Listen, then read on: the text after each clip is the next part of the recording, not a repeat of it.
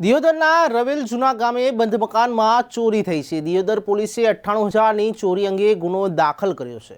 દિયોદરના રવેલ જૂના ગામે રહેતા દિનેશભાઈ નટવરલાલ શાહ પોતાનું મકાન બંધ કરી પોતાના દીકરાના ઘરે અમદાવાદ ગયા હતા। ત્યારે દિનેશભાઈ શાહ 5 ઓક્ટોબરે ગુરુવાર સાંજે પોતાના વતન જૂના ગામે પરત થયા હતા। ત્યારે આવતા મકાનમાં દરવાજાના તાળા તૂટેલા જોઈ મકાનમાં પ્રવેશ કરતા તિજોરીના તાળા વગેરે તૂટેલા જોઈ ચોંકી ઉઠ્યા હતા। આ અંગે દિનેશભાઈ નટવરલાલ શાહ દ્વારા દિયોદર પોલીસ મથકે જાણ કરતા પોલીસે અજાણ્યા તસ્કરો સામે 98,000ની ચોરીનો ગુનો નોંધી વધુ તપાસ હાથ ધરી છે। શાહ દિનેશ કુમાર નટવરલાલ રવેલ અમે રવેલ ગામમાં રહીએ છીએ અને દર્શનના અર્થે અમારે ટૂર જવાની હતી અમદાવાદ અમે ગયેલ એટલે 10 દિવસ અમે હાજર નહોતા।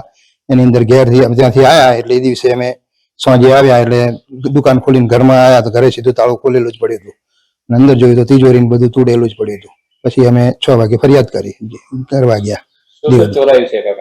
એની અંદર સોનાના દાગીના હતા 100 ગ્રામ જેવા, 100 થી 1.25 ગ્રામ અંદર, અને ચાંદી હતી 2 કિલો, 1 કિલો ને 700 ગ્રામ, અને 1 લાખ રૂપિયા રોકડા હતા।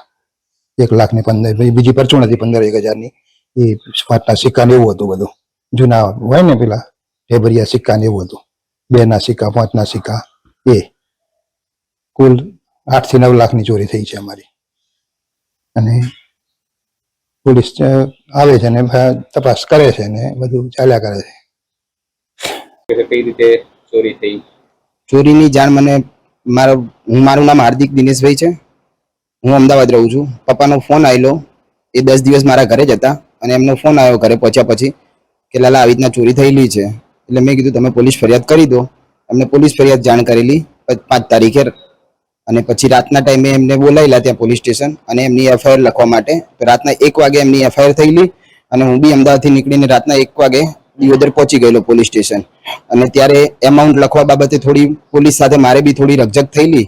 એમને 98,000ની એફઆઈઆર લખેલી હતી, એ મારે માન્ય નથી। ટોટલ અમારી એફઆઈઆર છે 9 લાખ રૂપિયા આસપાસની, અને અમારો ટોટલી મુદ્દા માલ છે 120 ગ્રામ 15 ગ્રામ આસપાસનું ગોલ્ડ છે, 1700 ગ્રામ જેવું ચાંદીનું છે, અને 1,15,000 આસપાસની કેશ છે। અને એની ટોટલી અમને પોલીસે બાંહેધરી આપી છે કે અમે આ પ્રમાણે તમારી એફઆઈઆર લીધેલી છે। એના પછી 2 થી 3 વાર પોલીસવાળા અહીંયા આવેલા છે અને પંચનામાની અંદર બી અમને 98,000ની અમાઉન્ટનો ઉલ્લેખ કર્યો છે।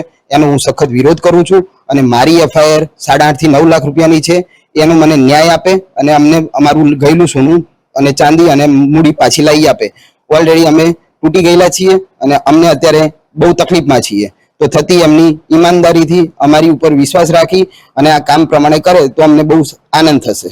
બસ મારું કહેવું આટલું છે કે અમારી એફઆઈઆર ખોટી છે 98,000 વાળી, 8.5 થી 9 લાખ રૂપિયાની એફઆઈઆર છે, એ કોઈ જગ્યાએ ઉલ્લેખ કરતા નથી। તો એમને બી રિક્વેસ્ટ છે કે તમે એક અમારી એમાઉન્ટને ધ્યાનમાં રાખો અને એ એફઆઈઆરને ધ્યાનમાં રાખી અને તમે કામ કરો।